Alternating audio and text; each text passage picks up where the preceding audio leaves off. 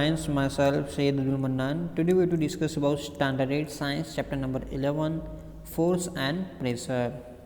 This is the third part of this chapter. In previous part, we are to discuss about force and change shape, size, force change direction speed है ना, वो सभी without force हम ये सब चीज़ change नहीं कर सकते।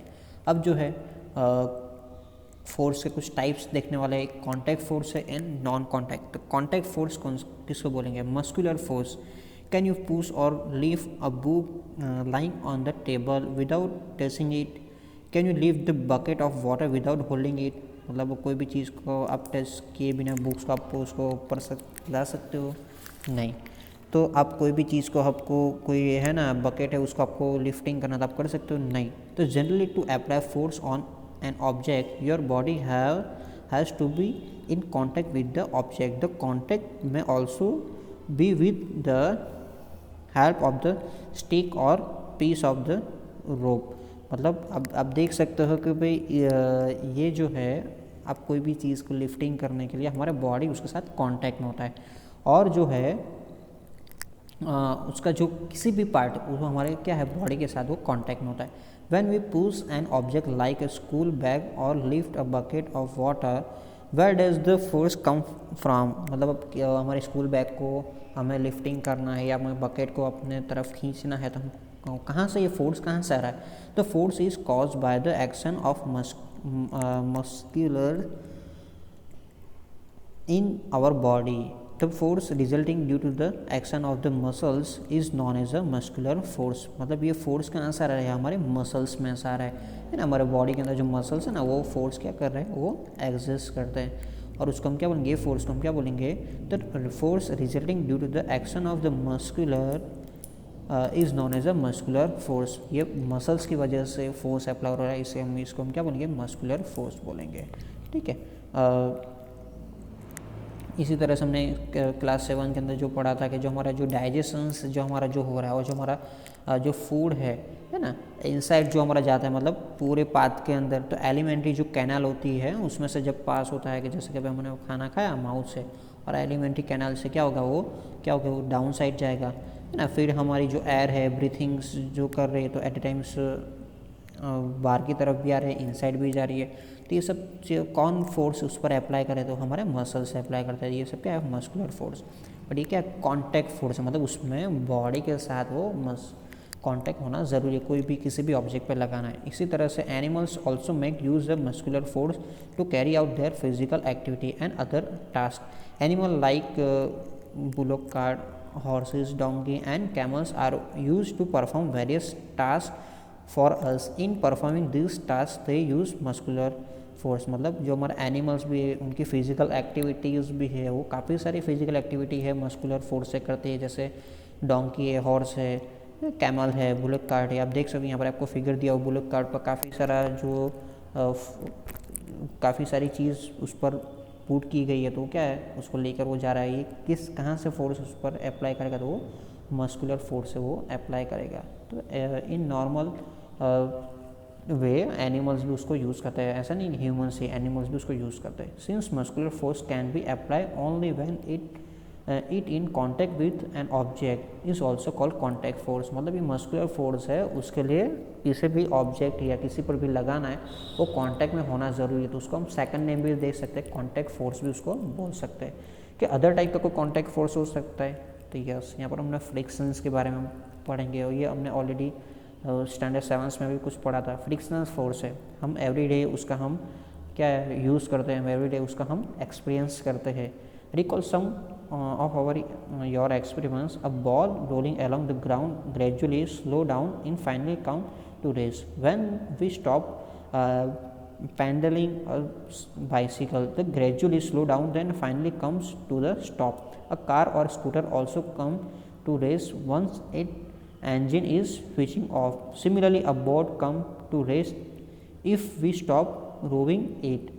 Can you add some more such experience? मतलब हम डेली लाइफ के अंदर हमने देखते कि कोई बॉल है, हमने उसको रोलिंग करा, मतलब वो अपनी सरफेस पर वो जा रहा है, तो आफ्टर सम टाइम्स क्या होगा? वो स्लो होगा और कुछ डिस्टेंस कवर करने के बाद वो क्या होगा, वो स्टॉप हो जाएगा, यहाँ से जाएगा तो यहाँ पर स्टॉप। इसी तरह से मैंने जो बाइसिकल के जो पैडल हम उसको चलाना बंद कर देंगे तो हमारी बाइसिकल कहीं पर जाकर वो स्टॉप हो जाएगी। सिमिलरली हमारी कार है, स्कूटर का इंजन या कार का इंजन आप बंद कर दोगे तो क्या होगा, कुछ डिस्टेंस कवर करने के बाद वो स्टॉप हो जाएगी। इसी तरह से जो हमारा इसी तरह से जो हमारी जो होती है ना बोट जो होती है उसके अंदर जो रोविंग करना बंद कर देंगे तो क्या होगा, जो हमारी बोट है वो भी क्या हो जाएगी, वो स्टॉप हो जाएगी।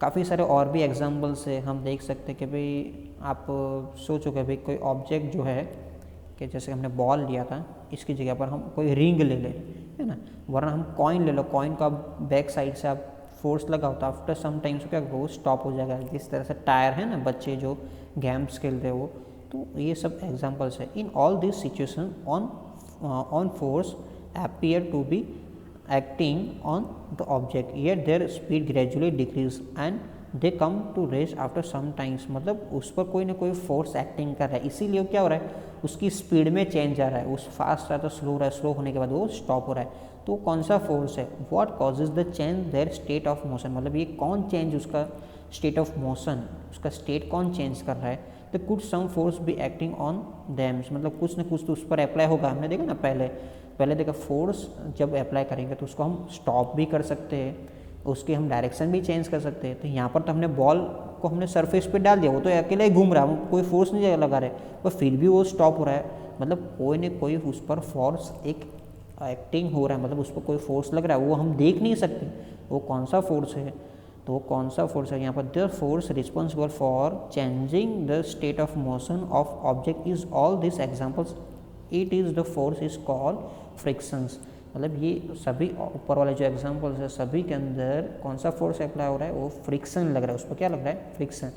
It is the force of friction between the surface of the ball and ground the bring the moving ball to rest. Similarly friction between the water and boat bring to it stop once you stop moving. मतलब ये friction force है वो क्या है, surface और ball के बीच में लग रहा है, इसीलिए क्या रखा है, जब बॉल इस डायरेक्शन में जाएगा तो फ्रिक्शनल फोर्स है उसकी डायरेक्शन कैसे होगी, ऑपोजिट होगी। ये डायरेक्शन में होगा तो ऑपोजिट डायरेक्शन में क्या लगेगा, फोर्स, इसीलिए वो क्या होगा। अब देखना कोई ऑब्जेक्ट ऐसे जा रहा है और उसको आप ऑपोजिट डायरेक्शन में फोर्स लगा रहा है तो ऑटोमेटिकली वो स्टॉप होने वाली है, ठीक है। तो इसीलिए बोट के अंदर भी आप रोविंग करना स्टॉप कर दोगे तो वाटर और बोट के बीच में क्या लग रहा है, फ्रिक्शनल फोर्स लग रहा है। तो आप देख सकते हो ये दोनों क्या है, कॉन्टैक्ट में क्या है, इसीलिए उसको हम कॉन्टैक्ट बोलेंगे। तो force of friction always act on all the moving object and direction is always opposite to the direction of the motion. मतलब ये एवरी ऑब्जेक्ट पर लग रहा है और उसकी डायरेक्शन क्या होगी, फोर्स की डायरेक्शन होगी जिस डायरेक्शन में उससे ऑपोजिट ही होगी। राइट में फोर्स लग रहा है तो लेफ्ट साइड क्या होगी, हमारा फ्रिक्शनल फोर्स होगा। Since the force of friction arise due to contact between the surface, it is also an example of the contact force. You will learn more about in this force in chapter number 12. You may be wondering whether it is essential for this agent applying a force on object to be always in contact with it. Let us find out। मतलब है ना, ये friction force के बारे में हम chapter number 12 के अंदर भी पढ़ेंगे। तो इसके अंदर ये सरफेस के साथ कोई भी चीज़ कांटेक्ट में होती है। आपको बेस्ट एक एग्जांपल मैं बताऊं तो हमारे जो स्लीपर्स जो होते हैं ना, हम जो बूट शूज़ पहन कर आते हैं, तो आप देखोगे बूट जब नहीं लेकर आओगे तो उसके सॉल आप देखना तो कुछ ना कुछ डिज़ाइंस होगी उस पर सॉल्स के नीचे। अब उसको यूज़ करते जाओगे अब 1 मंथ के बाद 2 मंथ के बाद अब उसका जब सॉल देखोगे ना तो सॉल ऐसा फ्लैट हो जाएगा। सिमिलरली हमारी जो कार के जो टायर्स होते हैं वो भी फ्लैट हो जाते हैं। तो ऐसा क्यों, बिकॉज ऑफ उसको जब आप मूव करते हो ना तो बैक साइड एक फोर्स लग रहा है, क्या लग रहा है, फ्रिक्शनल फोर्स लग रहा है। इसीलिए क्या है, वो फोर्स की वजह से वहाँ पर वो अपना शेप भी चेंज कर लेते हैं। हाँ, काफ़ी, वरना ऐसा फ्रिक्शनल फोर्स लगता नहीं होता तो हम क्या है पूरी ज़िंदगी एक ही शूज़ पहन कर घूमते, एक ही बाइक के अंदर एक ही टायर होता है, एक ही कार के अंदर हमारे एक ही टायर को लेकर पूरे साल तक बरसों तक घूमते थे, ऐसा नहीं है, ठीक है। फ्रिक्शनल फोर्स की वजह से ही उसके यूजेस भी है, फ्रिक्शनल फोर्स की वजह से हमें कितना वर्क भी होता है ना। फ्रिक्शनल फोर्स नहीं होता तो कोई चीज़ खड़ी ही नहीं रहती, जो कार स्टार्ट हुई तो कभी स्टार्ट ही करती, वो पूरी ज़िंदगी तक वो चलती रहती थी। ऐसा होता तो क्या होता है, आप सोच सकते हो। तो फ्रिक्शनल फोर्स भी हमारे लिए जितना बेनिफिट है उतना ही हमारे लिए क्या है, ड्रॉबैक भी उसके अवेलेबल है। अब जो है ऐसा थोड़ी फोर्स है वो कॉन्टैक्ट फोर्स ही होगा, कोई नॉन कॉन्टैक्ट फोर्स में कोई ऐसे भी फोर्स है अप्लाई तो है, नॉन कॉन्टैक्ट फोर्स भी है। तो नॉन कॉन्टैक्ट फोर्स के अंदर आपको दिया हुआ यहाँ पर आपको पता है कि जो हमने मैग्नेट है ना, यहाँ पर अपने बार मैग्नेट लिया हुआ, 2 बार मैग्नेट आप देख सकते हो। आपको पता है कि मैग्नेट के अंदर 2 पोल्स होते हैं, नॉर्थ एंड साउथ, ठीक है, नॉर्थ एंड साउथ दोनों पोल है। अब 2 बार मैग्नेट ले लो, बार मैग्नेट को आपको क्या करना है कि आपको ऐसे पेंसिल्स के ऊपर रखना है, क्या करना है, पेंसिल्स के ऊपर आपको पुट करना है, मतलब वो ईजिली वो। अब उसके सामने ये जो 2 बार मैग्नेट है, तो किसी भी बार मैग्नेट के अंदर या किसी भी मैग्नेट के अंदर एक नॉर्थ पोल होगा, एक साउथ होगा। अब दोनों नॉर्थ लेकर आओगे पास में, अब दोनों क्या करेंगे, नॉर्थ लेकर आएंगे, तो क्या होगा, ये दोनों रिपेल करेंगे, मतलब एक दूसरे को धक्का लगाएंगे। बट आप उसको नॉर्थ और साउथ, एक का नॉर्थ है, फॉर एग्जाम्पल हमारी हैंड उसका नॉर्थ है और सामने वाले का साउथ होगा, तो क्या करेगा, अपनी तरफ वो अट्रैक्ट करेगा, मतलब उसको दूर से रखना है, कांटेक्ट में नहीं लाना। पहले समय इसको क्या करना है, कांटेक्ट में नहीं, यहाँ पर एक बार मैग्नेट है, दूसरा इतना सामने रखो, यहाँ पर नॉर्थ है तो फॉर एग्जाम्पल यहाँ पर साउथ है, तो दोनों क्या करेंगे, उस एक दूसरे को अट्रैक्ट करेंगे, मतलब वो क्या कर रहा है, वो उसको फोर्स लगा रहा है, मतलब अब दोनों को जोड़ने का एक फोर्स लगा रहा है। तो ये आप देख सकते हो यहाँ पर ये कोई कांटेक्ट में नहीं है, दोनों क्या है, डिफरेंट है, दोनों क्या है, डिफरेंट। तो ये जो फोर्स हुआ, जो मैग्नेटिक जो फोर्स है, उसको हम क्या बोलेंगे, ये हमारा नॉन कांटेक्ट फोर्स है। आप देखो कोई भी मेटल वाली कोई चीज़ है, आप हमारी जो मैग्नेट के आजू बाजू जो रखी होगी ना, तो ऑटोमेटिकली उसको क्या करेगी, खींच कर अपनी तरफ वो जॉइंट कर लेगी, मतलब उसको वो क्या करेगी, अट्रैक्ट कर लेगी। तो ये क्या है, नॉन कांटेक्ट फोर्स है। Does the magnet on the rolling being to move when other magnet brought to near it? Does this always move in the direction of the approaching magnet? What do these observations suggest? मतलब आपने देखा कि भाई जो magnet था तो उसको क्या करा, अपनी तरफ अट्रैक्ट कर रहा है, बट एवरी टाइम उसको अट्रैक्ट ही कर रहा है, समटाइम्स वो रिपल भी कर रहा है। तो उससे हमें पता क्या चल रहा है कि जो ये दोनों क्या है, it means that some force must be acting between the 2 magnet, मतलब दोनों के बीच में ऐसी तो कोई फोर्स लग रहा है कि वो दोनों को क्या कर रहा है, अपनी तरफ वो खींच रहा है।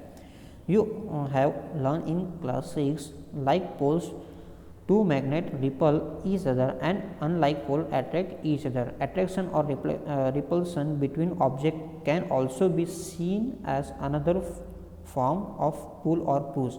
Do you have to bring the magnet in contact for observing the force between them? The magnet can exert force on another magnet without being the contact with it. The force exert by the magnet is the example of non contact force. मतलब हमें पता है कि class 6 के अंदर पढ़ा था, मैंने बोला ना भाई, जो दोनों लाइक होंगे, मतलब दोनों नॉर्थ होंगे, तो दोनों को क्या करेंगे, रिपल, मतलब एक दूसरे को धक्का लगाएंगे अपोजिट डायरेक्शन में। पर एक का नॉर्थ होगा, एक का साउथ होगा, तो दोनों को क्या करेंगे, वो अपनी तरफ वो खींचेंगे, मतलब इनके बिटवीन कुछ न कुछ फोर्स होना चाहिए। तो ये जो है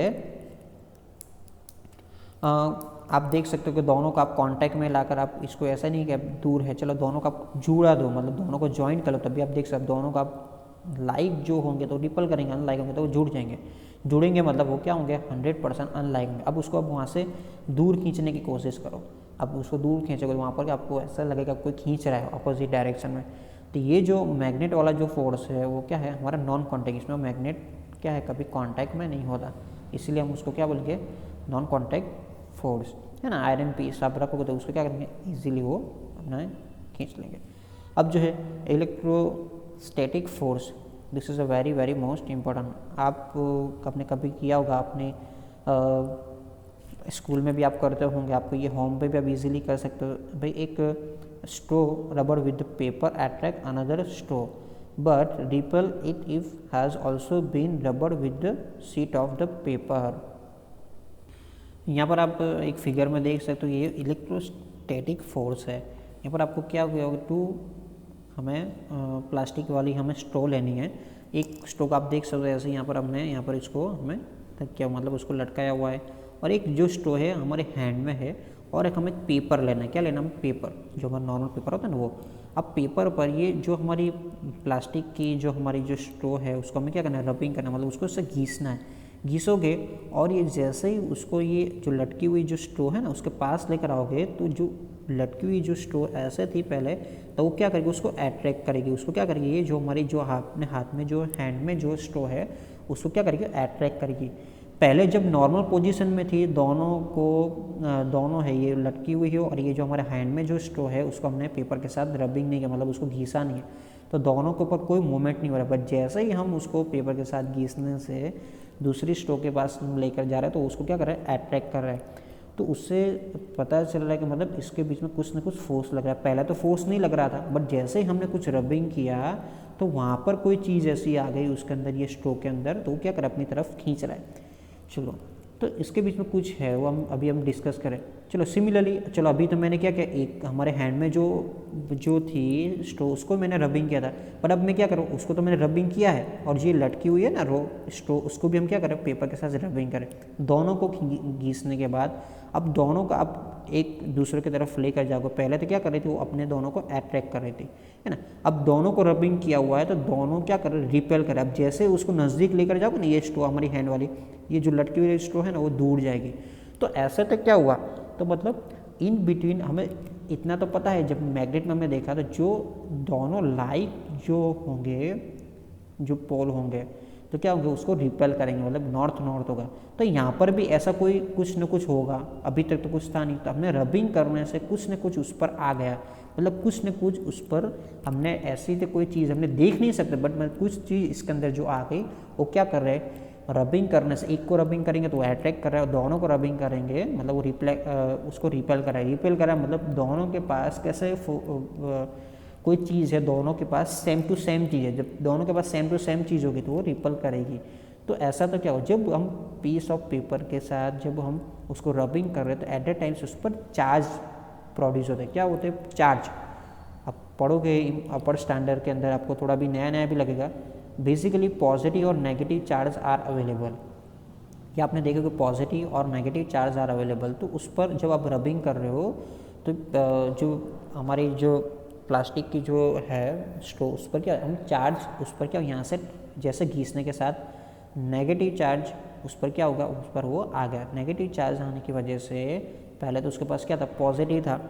पॉजिटिव और नेगेटिव जब बोथ चार्ज आर अवेलेबल, ठीक है, पॉजिटिव होगा तो नेगेटिव वाले को अट्रैक्ट करेगा, दोनों पॉजिटिव पॉजिटिव का तो वो क्या रिपल करेगा, और दोनों नेगेटिव नेगेटिव का तब भी रिपल। तो जो हमारी जो स्ट्रो थी उसके पास पॉजिटिव था, तो उसने क्या किया, पेपर के पास नेगेटिव था, उसका नेगेटिव उसने अट्रैक्ट कर ले लिया। अब उसके बाद नेगेटिव चार्ज है और ये नॉर्मल जो हमारी स्ट्रो थी उसके बाद तो पॉजिटिव है फुल्ली, तो क्या करेंगे, दोनों अट्रैक्ट करेंगे। तो ये जो the force exert by the charge body to another charge and uncharge body is known as a electrostatic force. मतलब चार्ज बॉडी, मतलब हमने क्या किया, रबिंग करने से, प्लास्टिक की स्ट्रो को रबिंग करने से उसको हमने क्या किया, चार्ज कर लिया। हमने क्या किया, चार्ज कर लिया उसको, हमने कुछ न कुछ चार्ज अप्लाई किया। जैसे आपको मैं नॉर्मली बताऊं एग्जांपल, जैसे हमारा मोबाइल होता है ना, मोबाइल है, मोबाइल के अंदर आपने क्या करते हैं, चार्जिंग करते हैं। तो चार्जिंग करने की वजह से हमारा मोबाइल है 5 घंटे 6 घंटे या 1 दिन तक चलता है। बट आप उसको ऐसे ही रख दो, ऐसे ही रख दो, पुट करोगे ऐसे ही बदल रखोगे, तब भी हमारी चार्जिंग कम होगा। तो मतलब जब अभी तो ये वर्क नहीं कर रहा था, बट हमने ऐसा वायर के थ्रू हमने क्या दिया, उसको हमने क्या दे दिया कि भाई हमने इसको चार्ज दिया। चार्ज देने की वजह से क्या वो वर्क कर रहा है। तो सिमिलरली हमारे जो रबिंग करने से हमने इसको क्या दिया, चार्ज दिया। तो दोनों लाइक चार्ज होंगे, मतलब लाइक चार्ज होंगे तो क्या होंगे, वो अब दोनों को अट्रैक्ट करेंगे। मतलब दोनों डिफरेंट पॉजिटिव नेगेटिव होंगे तो वो क्या करेंगे, अट्रैक्ट करेंगे। तो ये जो है उसको हम क्या बोलेंगे, इलेक्ट्रोस्टैटिक फोर्स बोलेंगे। The force come into play even when the body are not in contact. ये फोर्स कैसे एग्जर्ट होता है, कांटेक्ट में ना हो तब भी वो एग्जर्ट हो सकता है। आपको ये कर रहा है ना, सिंपल आपको मैं बताऊँ तो हमारा जो है ना, ऐसे पेपर ले लो, पेपर के हम काफ़ी सारे छोटे स्मॉल ऐसे कटिंग्स कर लो, और जो हमारे जो कम्ब जो है, मतलब जो हम कंघी जो करते हैं ना, वो कम्ब को लेकर या प्लास्टिक की स्केल लेकर हमें क्या करो, अपने हेड के ऊपर आप ऐसे घीसो। मतलब हमारे जो हेड के ऊपर जो हम तेल लगाए उसके साथ घीसो, रबिंग करो। रबिंग करने के बाद अब ये पेपर इसके पास लेकर आओगे ना, कटिंग के वो पेपर हमने नीचे फ्लोर पर रखना है, तो दोनों अट्रैक्ट हुए आपको दिखा देंगे। कुछ सेकंड तक वो अट्रैक्ट हुए दिखा देंगे। तो क्या हुआ कि हमने अभी तक कम्ब पर तो कोई चार्ज था नहीं, तो हमने क्या किया, हमारी हेड से उसको चार्ज दिया। दोनों अनलाइक होंगे तो क्या करेंगे, वो अट्रैक्ट करेंगे। तो ये भी फोर्स है हमारा, नॉन कॉन्टैक्ट फोर्स है। ठीक है, इलेक्ट्रिक चार्ज के बारे में हम पढ़ेंगे चैप्टर नंबर 15 के अंदर। सिमिलरली हमारा ग्रेविटेशनल फोर्स है जो सभी के ऊपर लगता है। You know that the coin और pen falls on the ground when it slip off your hand. Leaves and fruits also falls to the ground when get detached from the plant. You have you ever wonder why it is so. हम कोई भी चीज़ हमारे हाथ में से छूट slip हो जाए तो पेन है, पेंसिल है, सभी चीज़ नीचे जाएगी। जैसे कोई लीफ है, ट्रीज पे से लीफ है या कोई फ्रूट है, टूटने की वजह से कहाँ पर जाएगा, नीचे। तो ऐसा तो क्या है, डाउन साइड कोई भी चीज़ आप ऊपर साइड डालोगे तभी वो नीचे ही आएगी। तो वो कौन सा कुछ न कुछ उसको अट्रैक्ट करा है। When the coin is held on your hand it is the rest as soon as it is released it being to move downward, the clear that the state of motion coin undergoes a change. Can this happen without a force acting on it? मतलब जब हमारी coin हमारा hand में जब होगा ना वो क्या स्टेडी होगा, मतलब उसकी जो स्पीड होगी जीरो की, बट जैसा आप उसको छोड़ रहे हो तो कॉइन 100% नीचे जाएगा, मतलब उसकी स्पीड में चेंजेस आएगा और उसको वो कुछ ना कुछ उसको खींच रहा है नीचे की तरफ, तभी वो नीचे जाएगा। तो वो फोर्स कौन सा फोर्स है? तो ऑब्जेक्ट और things falls down the earth because pulls them, मतलब अर्थ एवरी ऑब्जेक्ट क्यों अर्थ की तरफ खींची जा रही है, मतलब वो क्या कर अपनी तरफ वो खींच रही है। This force is called force of gravity. ये फोर्स कौन सा है? ग्रेविटी की वजह से वो क्या कर रहा है, सभी ऑब्जेक्ट को अपनी तरफ खींच रहा है। और जस्ट ग्रेविटी बोल सकते हैं। This is attractive force, the force of gravity act on all object, the force of gravity act on all of us all this time without our being aware of it, water being to flow toward the ground as soon as open a tap, water is river flow downward due to the force of gravity. मतलब आप देख सकते हो किसी भी चीज़, आप water है आप उसको आप ओपन करो, हमारी जो उसका टैप ओपन करो तो 100% नीचे जाएगी। कोई भी चीज़ है 100% नीचे जाएगी। तो क्या हो रहा है, ये हम ना फोर्स ऑफ ग्रेविटी क्या लगा रही है, फोर्स लगा रही है अपनी तरफ, क्या करे सभी चीज़ को खींचे। वो ऐसा नहीं कि हम ये चीज़ से तो अवेयर है, हमें पता ही है सब, हम घूम रहे हैं, क्यों घूम रहे हैं, तो क्या है फोर्स ऑफ ग्रेविटी। आप ऊपर से छलांग लगाओ तो नीचे ही जाने वाले, कभी ऊपर नहीं जाने वाले, क्यों? बिकॉज वो अपनी तरफ वो खींच रहा है। तो आप देख सकते ये क्या है, नॉन कॉन्टैक्ट फोर्स है, इसके लिए कोई कॉन्टैक्ट की जरूरत नहीं है। तो आपने नॉन कॉन्टैक्ट में अंदर देखा, तो gravity is not appropriate of the earth alone, in fact every object in universe whether small और large exert a force on every other object, this force is known as a gravitational force.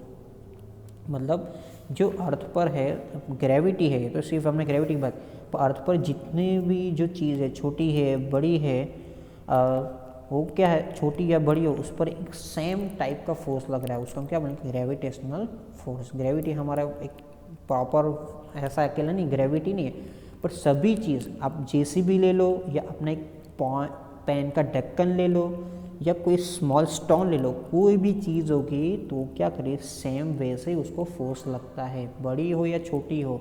आपको एक चीज़ याद है कि आप अपर standard में पढ़ोगे, जो हमारी जो सरफेस होती है ना हमारी अर्थ की सरफेस, उस पर ग्रेविटेशनल फोर्स की वैल्यू कितनी, 9.8 मीटर पर सेकंड स्क्वायर। उतना ही कोई चीज़ छोटी हो या बड़ी हो, सभी को फोर्स कितना लग रहा है, 9.8 ही लग रहा है, सभी में सेम।